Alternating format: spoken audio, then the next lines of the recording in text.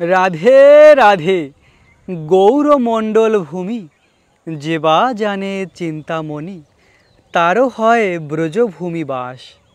এই মায়াপুর ধামকে যে বৃন্দাবন থেকে অভিন্ন বলে জানে, তার বৃন্দাবন ধাম বাস হয়।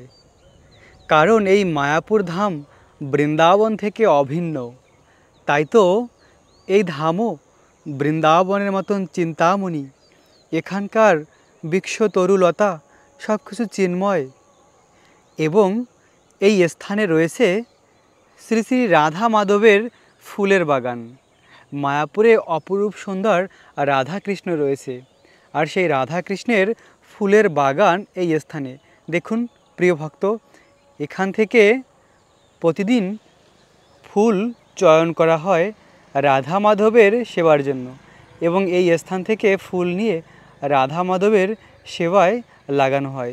এই স্থানটি বৃহৎ জায়গা নিয়ে, দেখুন প্রিয় ভক্ত, পুরো এই স্থানটি রয়েছে রাধা মাধবের ফুলের বাগান, অপরূপ সুন্দর।